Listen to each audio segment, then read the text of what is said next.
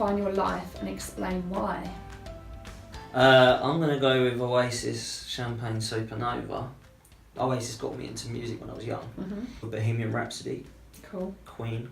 So there's a song called Narrow Minded Social Club. It is about a group of people in society that have no respect for people, that believe it's okay to kind of inflict violence on people and believe it's okay to get involved in antisocial behaviour and crime. Why they shouldn't be around them, shouldn't be allowed and shouldn't be accepted. Because I was a police officer, that kind of hit home to me and I could relate to that song. Explain a story you would want told at your funeral.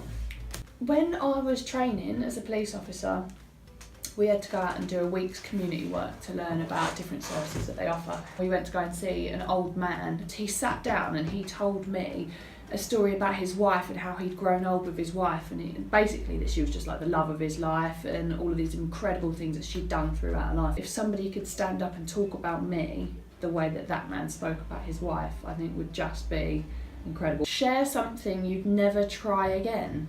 If you're in a swimming pool on a holiday and you're playing with a football in the pool, like hitting it to your mates, if it goes like, out the pool, don't ever run to get it. Because you'll fall flat on your bum in front of everyone. Would you donate your organs? I would donate my organs because they're no use to me if I've died.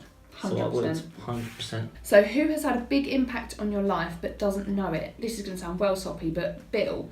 So it's probably not as obvious to him how much of an impact he's had on my life, because prior to meeting him, I was so scatty but uptight, and I was always worried about the future, focusing on the future so much so that I couldn't enjoy my life now. He's the polar opposite of me. Now, my mental health has improved, I have been able to become more stable in my life.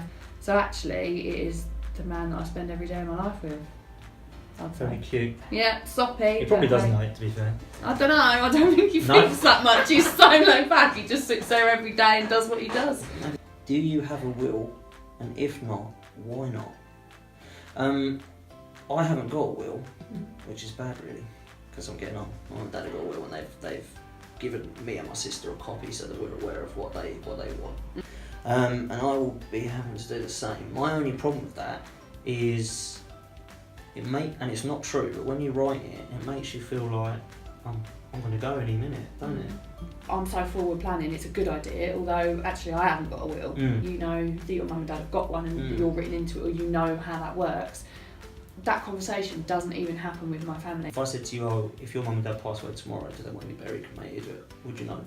Absolutely no idea. That's hard, that's bad. You plan so much for the birth of your baby, for your wedding and all the rest of it, and yet your death is a huge part. Because it ends your life, it's the final chapter, so why don't we plan that in the same way or talk about it in the same way? No, I agree.